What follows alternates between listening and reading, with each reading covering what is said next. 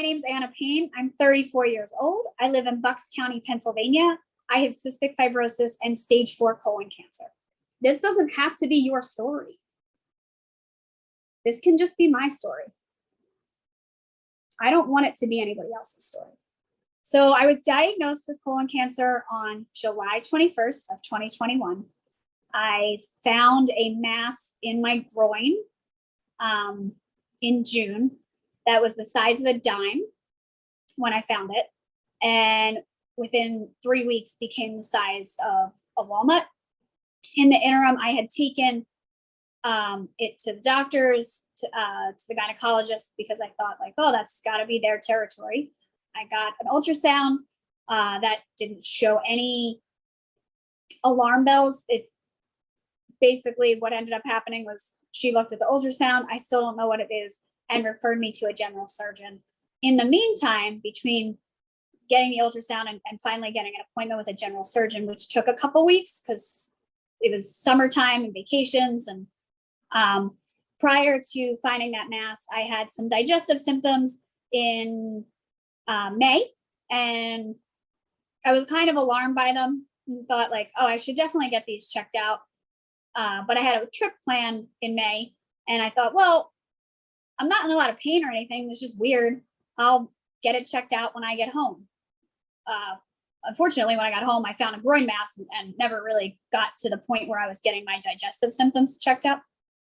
They kind of also subsided, but then did kind of return upon when I got home from my trip. And I alerted my CF team that I was having these issues. So they recommended I do a colon cleanse. And the general surgeon that I saw after I did the cleanses asked me if I had any other symptoms. And since I thought these were all CF symptoms, I was like, no, it doesn't hurt. I don't really think so. I didn't really press the issue when he asked like if I was having any other problems. So he didn't know what it was, and sent me for a CAT scan. So I alerted my CF doctor that Monday, and I said, I need help. Like, I can't wait a week to get a CAT scan because that's all that was available. And he got me, admitted into the ER to get the same like CAT scan that the general surgeon had ordered, so I could at least get the test sooner to try and figure out what it was. Well, I did the CAT scan and nobody really knew what it was. And my bowels were so inflamed from the colon cleanses that like, I guess it was hard to like see that there was thickening of the bowel wall via the CAT scan with all the prep and stuff I had done. It took them 4 days to finally decide to do a biopsy, which I had asked for on the second day.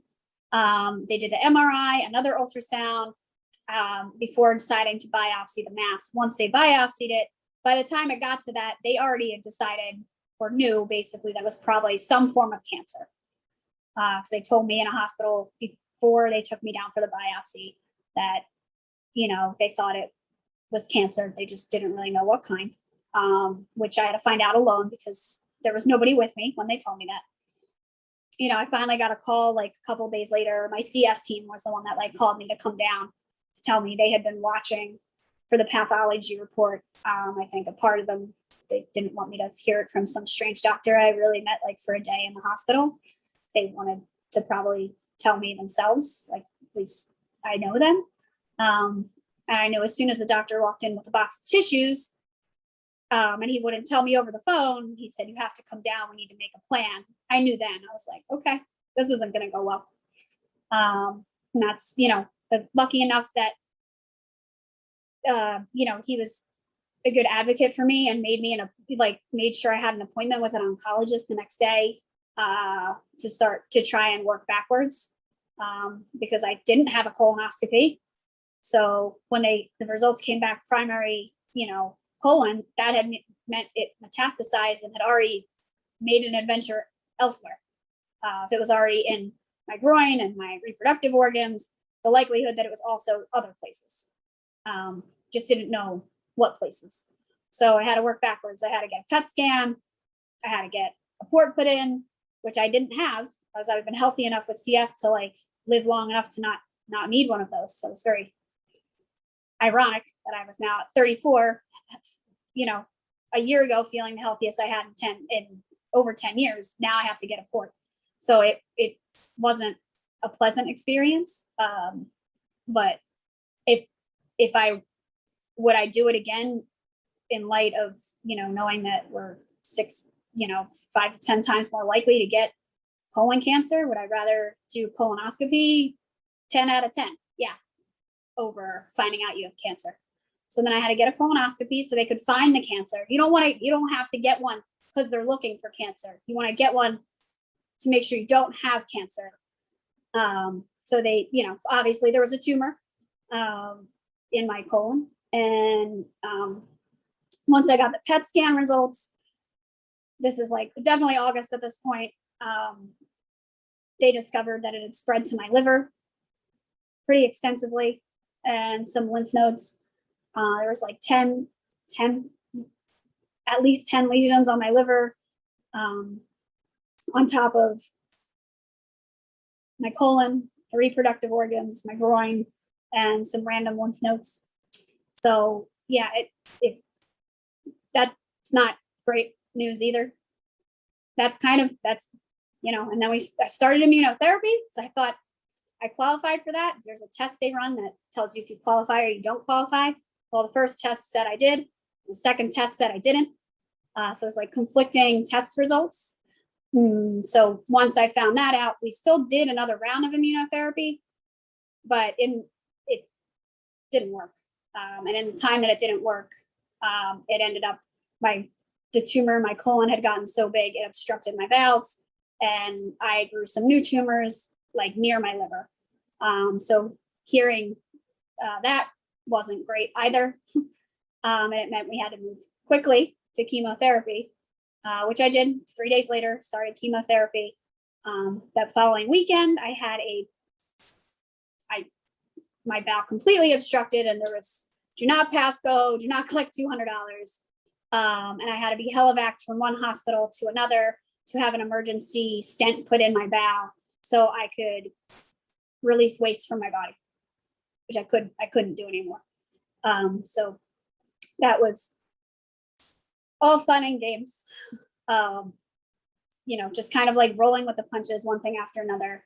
And then doing the next round of chemo. Did 4 or 5 cycles of chemo so far. Looking to do more cycles of chemo come January.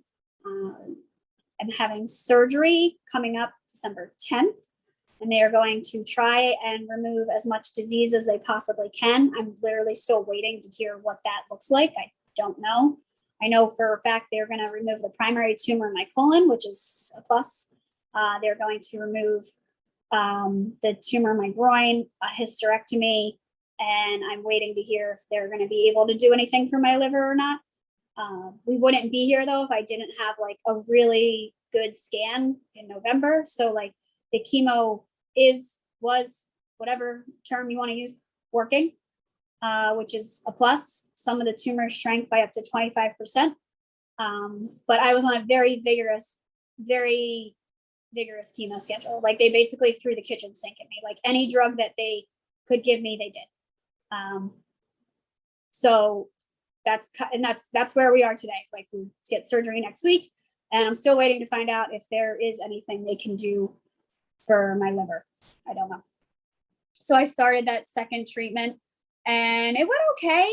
I mean, literally a nurse told me yesterday when I had to get an iron infusion before my surgery that the 3 drugs that they are giving me are like the harshest drugs that they give out. So that, I guess in some capacity was like, made me feel a little better, because I was like, well, I feel like I'm tolerating it pretty well. I don't really get nauseous. I can like chew gum and be okay for the most part. I don't really like, I don't obviously throw up or anything like that. So that's all a plus.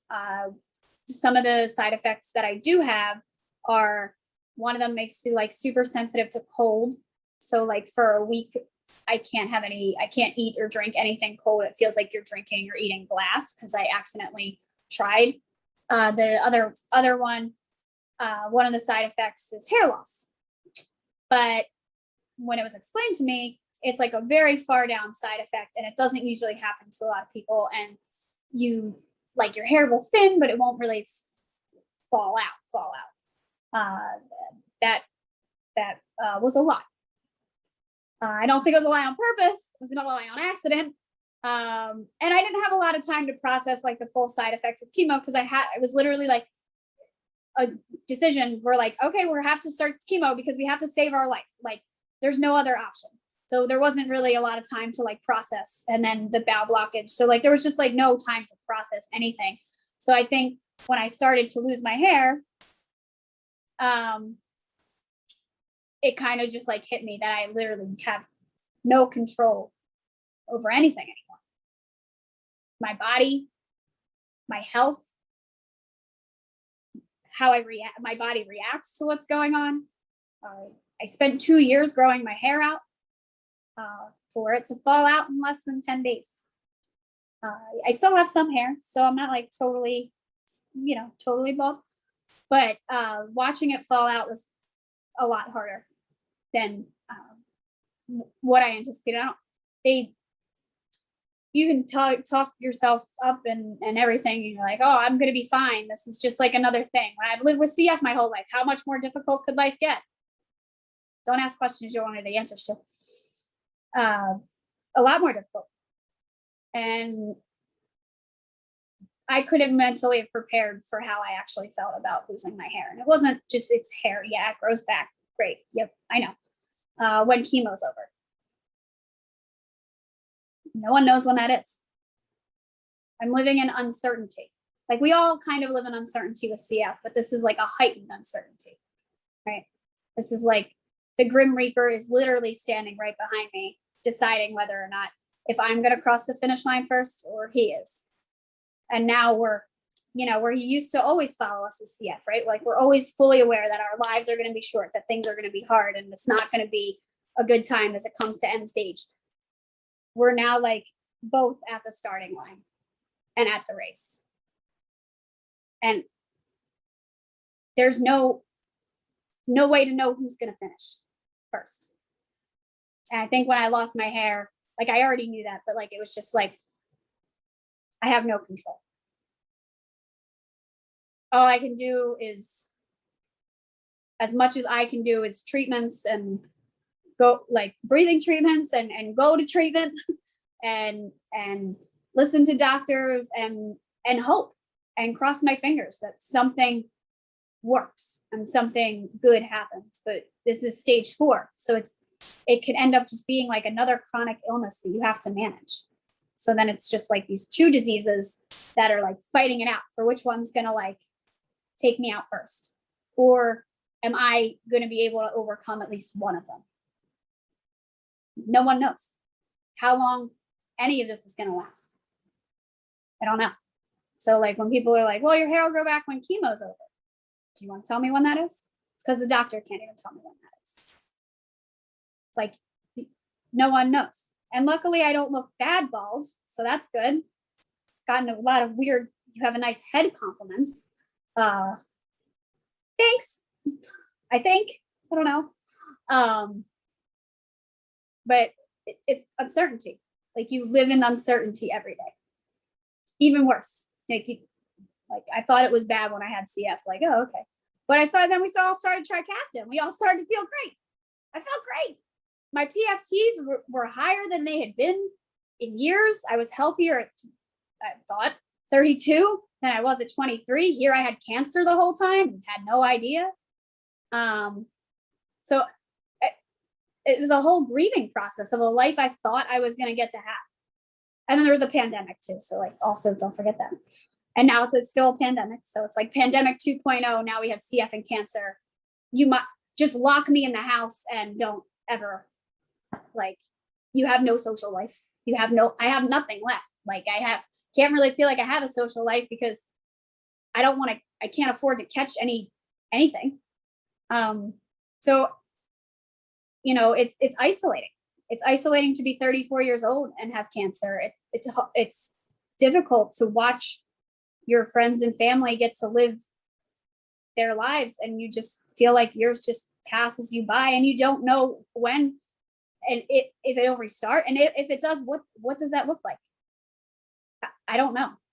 I worked full time. I still work full time. I work from home. So that's wonderful that that's an option. And my, the job I do, I can do from home. The people I work for are like my family, and they're rallying around me to do anything they can to make this easier. I'm an elected official where I live, so I still attend those meetings. I was elected to do a job. I'm going to do that job for as long as I'm physically able to do it, but I have to Zoom in because I can't risk being in public. And like, what kind of elected official can't really be in public? Guess this kind. But that doesn't feel good. I feel like I'm letting my community down by not being able to be a public presence. I'm just like this face on a screen all the time. So I think, I got a divorce in 2020. Because I thought I was finally going to get to live, and it wasn't working out. I thought, why nobody should be unhappy. So I did that too. And then, now here we are. So the life, you have to grieve a life that you thought you were going to get to have. And like, it was terrifying to even think about living long, because I never thought about that for so long. Like, I didn't think I'd be here now. And now the irony of it all, I'll just leave it there. I got tested for digestive issues in 2014. And a colonoscopy was never really, it was kind of discussed, but kind of like, oh, you're so young. And like, they're doctors. So like, I just thought, oh yeah, that sounds right. Also, who wants a colonoscopy at 20 something? Nobody wants one at 30 something, let alone, or 50 or like, nobody really wants one, but nobody wants stage 4 cancer. Nobody. You don't want it. You think it's hard living with CF. It is. And it's even harder living with CF and cancer. I wouldn't wish this on my worst enemy. It's not fun. And the it's not just the physical. Like, I've lost 20 pounds. I don't recognize myself in the mirror. Like, none of my clothes fit. I finally got that hot girl summer body everybody was talking about, but I don't 10 out of 10 do not recommend the cancer diet, or the, whatever. That's not recommended. And now I have to get a really major surgery. That's scary, and hope that they can get some of the cancer out of my liver, and then I can get back on chemo ASAP because it was working. And again, there's still no timeline of how long I stay on it. I could stay on it forever. Like, we don't have to live this way. They shouldn't give us life-saving drugs and ignore life-threatening complications that we can prevent. If I had gotten a colonoscopy at 30 even, maybe they would have caught it at stage 2 or 3. It's a slow growing cancer. It can take 10 to 15 years to get to what stage I'm at. That's a long time. That gives us a lot of time. But not if we're not looking for it. And there's no symptoms. They're all masked by CF. All the digestive issues I've had, I now have to go back and wonder, was my body trying to tell me I had cancer? Or did I just eat something funky? I don't know the answer to that. You don't want to have to sit here and wonder that either. So I try not to, because it doesn't matter now. This is the situation and this is my story. But it doesn't have to be your story. It doesn't. I don't want it to be mine either. But I have no choice now. You still have a choice. You can advocate for yourself to get a colonoscopy. Talk to your doctor. Don't push back. But it's not their life. They're not going to do chemo. They're not going to lose their hair. They're not going to have to fight 2 diseases. You will. We put a lot of pressure on people, especially people who are going through things that are difficult, to stay positive. Stay positive. It'll be okay. And that's kind of like gaslighting them, for being honest, right? Because you're asking them to not feel and be genuine to how they're feeling and what they're going through. So yeah, sure, I can stay positive, but I also have to feel. You can't just stuff grief into a little box and like hope it doesn't manifest somewhere else. But, so I want to urge people, regardless of what you're going through, whether it's cancer or CF or just life, like allow yourself to be vulnerable and feel. And if that makes somebody else uncomfortable, that's okay. That's on them. That's not on you. But allow yourself to feel what you're feeling, because stuffing it down just makes it worse later. So every day I try and be grateful. We all should. And I write things down and, what I'm grateful for. And sometimes it's actually even though my body seems like it's a hot mess right now, it's fighting 2 diseases and I'm still waking up every day. So I'm grateful. I'm grateful that it's strong enough to do that and capable to do that. And through this it's only been 4 months, I think. It's been a very long 4 months. I've had some like pretty amazing things happen.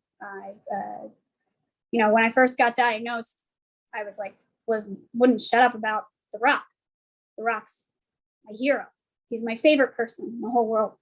And I used to watch him when I was younger, and I would be in the hospital, as one does with CF, for days or a month, whatever, because home IVs weren't exactly a thing in the 90s yet.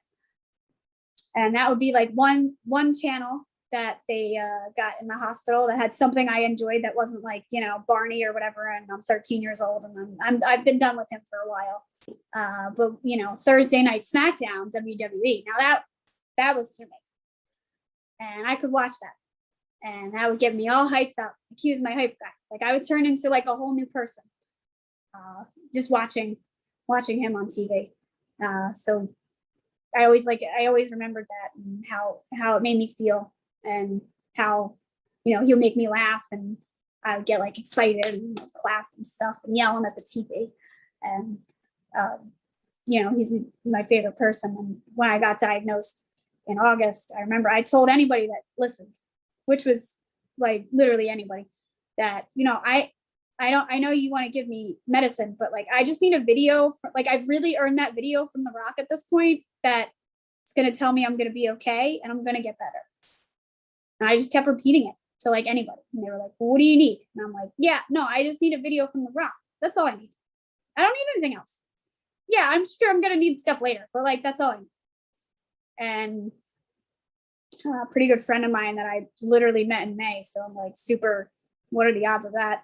2-time testicular cancer survivor himself, like kind of walked into my life at a time where I was clearly going to need somebody that gets it. There's a bunch of people trying to get in touch with The Rock, but he succeeded, and he wrote him a letter to his production company or something, and The Rock responded, and he made me a video that I can watch whenever I want. All right, this message goes out to a very special woman, a very strong woman. Her name is Anna Payne of Middletown, Pennsylvania. Middletown, stand up.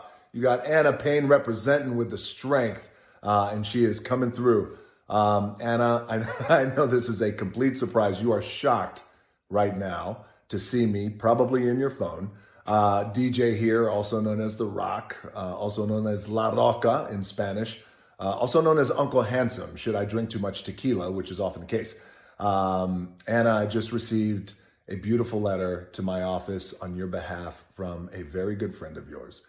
And let me start off this video by saying thank you for being such a huge fan. And I thank you. I'm honored that you are my fan. I now know through this letter that you are going through the fight of your life. You have a very rare form of colon cancer, stage 4, and I know you're in it, and you are fighting hard. And I want to tell you, stay strong, keep fighting. The fight never ends. You know that, and you also know that because I was so impressed to read that, and inspired to read that you are already a cystic fibrosis survivor, and that you have outlived your life expectancy based on the information you're your close friend had shared with me. So you are a fighter. And like I said, the fight doesn't end. And now everybody who's going to watch this, Anna, they're going to be sending you their mana and their love and their strength and their light and their support during this time and their prayers. Thank you again, Anna, for being such a big fan. I was really moved by your story. And I hear that you just watched Jungle Cruise. I also heard that you have a cardboard cutout of me inside your townhome. All right. Great choice. I hope it's a great picture. I also heard, and you're going to start laughing at this because you might know it's coming, that you went to Applebee's and you tried to convince the manager at Applebee's to let you bring home the cardboard cutout that Applebee's has behind their bar of me. Now, I don't know whether they let you take that cardboard cutout home or not. I hope they did. But if they didn't, Anna, I got a cardboard cutout coming your way. I'm going to get your address. I'm going to send you a few things. So, Anna, stay strong, stay strong. And I also know that the immunotherapy that you're taking, you have an 11% chance at fully responding and becoming cured with the immunotherapy. Well, Anna, you're going to be part of that 11%. And that's what we need. And I know that's what you need too. And you're going to be part of that by fighting strong. So, and keeping the faith. I love you and thank you so much for being a fan. And stay strong, Anna. And you got some gifts coming your way. And I'm sure you're gonna see a lot of support from people watching this too, coming your way too. All right, Anna, stay strong. And the most important part of the video is that he says he loves me. There's other stuff that's important too, like, whatever, you got this, and whatever. But the most important part to me is that he say love me, and that he sent me like gifts, sent me a cardboard cutout. And the video has like 3 million views on his Instagram. And it was crazy for like a week. So many people from all over the world were messaging me on Instagram. I didn't even reply to half of them because I was overwhelmed. I was just so overwhelmed. But it was amazing just to see so many people like wishing for me to get better. Like people lighting candles in like other parts of the world for me. Like it was crazy. It still is crazy. I still can't really wrap my head around like the whole clearly only 3 million people, but like people like they're from all over. They now know who I am and they're thinking about me. And some of them message me like on Instagram still, and they're like, we're still praying for you. People sent me things, like found me on Facebook and like got my address and like mailed me things, and it's crazy. And I mean, that's probably the coolest thing that's ever happened to me. I've done like a lot of really cool things and met some pretty famous people. Usually they're politicians, but they're still famous. One's president right now, so he's famous. I thought that was it. I thought that was the coolest thing that was ever going to happen to me. But now like the person that I admire most like knows who I am. He knows like I'm a real person, and maybe there is something to that. Immunotherapy didn't work, but that's not saying the rap video doesn't. Yeah, I wish I had known like years ago that we were so high risk and some of the things to look for. Doesn't matter. Does it change my story any today? Obviously not. There's no Back to the Future mobile. That does not exist. But I hope that you can be more proactive than I was. I had digestive symptoms. Did I take enzymes today? Oh, I forget. Maybe I didn't. We get so accustomed to just taking everything. Doesn't even register anymore. So it's just like the symptoms that I had, I chalked up to CF. So I have no family history of this. I was at no higher risk than any other person would be with CF. If I didn't have CF, I wouldn't have this at all. But that's what we've concluded from genetic testing that I had them do and everything else to try and figure out why. And the answer is CF. There's no other why. But, anemia. Okay, I'm a female. I'm anemic once a month. So that's a symptom that like you could test for, but like gets looked over, especially if you're a female. Blood in your stool. Oh, that could be hemorrhoids. That's what I thought. That's what I was told. Oh, hemorrhoids. Oh, all right. No big deal. Doesn't happen all the time, so that makes sense, right? Like you can logically make sense of that. And be like, oh, it's only happened like a couple times. Maybe I ate something, that was hard to digest. Like it's hard to pass through, like whatever. No, I'm telling you, if you have blood in your stool, say something, because I didn't. Well, I did. We brushed it off as hemorrhoids, but like, be aggressive about it, because that's the start. Like that's your body telling you that you have a problem.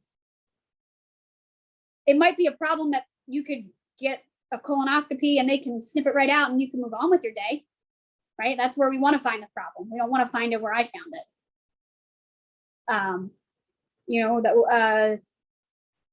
Like bloating. That's like a common CF thing. All bloated, hard to just drink too much soda today. I don't know. Am I drinking too much water out of giant bottles and just swallowing too much air? I literally did. I eliminated soda in May and I thought like, oh, that'll fix it. And then it didn't really. Like a decrease in appetite. That happens to me every summer here in Pennsylvania. I'm just not as hungry. It's hot, not hungry. So I didn't think that was anything either. I was like, it's getting hot. Of course I'm not hungry. Hot. So I mean, and like I can tell you, I had all these symptoms and like it was stage 4. I ended up with like a bunch of tumors on my liver that they didn't just appear overnight. So by the time I started getting symptoms, I don't want to say it was too late, but it was too late to do anything quick and easy to get rid of it. Now it's the fight of my life. Now I have to fight 2 diseases and hope that I come out the winner in some capacity. And like by winner, I just mean like, I don't have 2 diseases anymore. I can just have CF again, right? Like that's the goal. I just want to have CF again. How did I ever think I'd be in that position where I'd be like, oh, I just want to have CF again? What? Like, we just want to get to the point where we just have cystic fibrosis. Thank you. Said no one ever, probably. But that's the point where we're at. Like, these are so the only way to know for sure is to get screened. And right now, the recommendation that the foundation has is 40. I'd be dead. I'd probably be dead next year if I didn't find this now. If not already. It was spreading so fast. I'm 34. 40 didn't do me any good. Who else isn't doing? Who else is it not helping? They know there's a study that was published last year that 50% of us will get polyps. That's half. Not all of them will turn into cancer, obviously, but half of us will get polyps. I wouldn't want to roll the dice on being like, well, I got polyps. Yeah, there's a chance they could be like, you don't want that. If you have polyps, you want to get them removed before they become cancerous. It's the most treatable cancer if found early enough. And if they're not going to change their guidelines, then the change has to come from us. It has to come from us yelling and screaming and kicking and saying, no, I want to get screened. Because I know it's so hard. We have so many things to worry about. It's hard. It's hard to want to even think about adding another thing to the list. I know I didn't want to.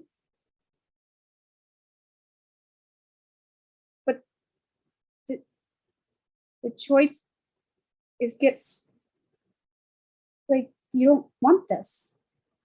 I'm telling you, I'm begging you, you don't want this. I don't want you to go through this. I don't want your family, your friends, anyone to have to watch you go through this. I can't imagine how my friends and family feel. Helpless. They just have to watch. There's nothing they can do. There's nothing anyone can do. we can pray and cross our fingers and send positive vibes and light candles and put crystals on the table or whatever you're into. We can do all those things, but at the end of the day,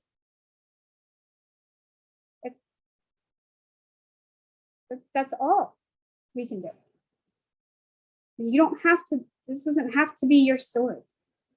I know it's scary to even think about one more thing. Like, I used to hate getting that stupid glucose test.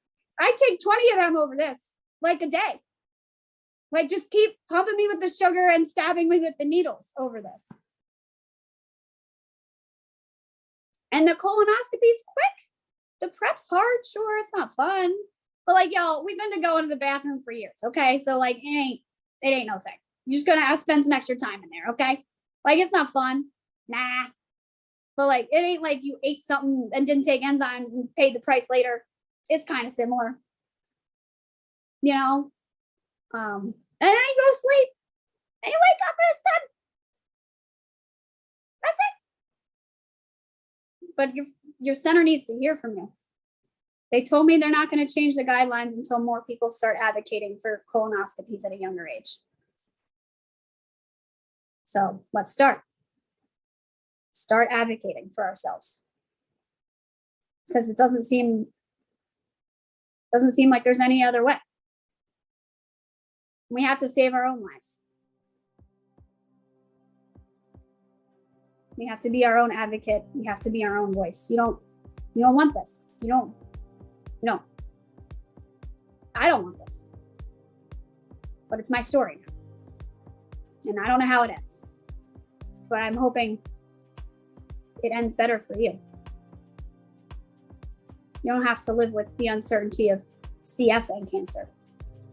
CF's hard enough.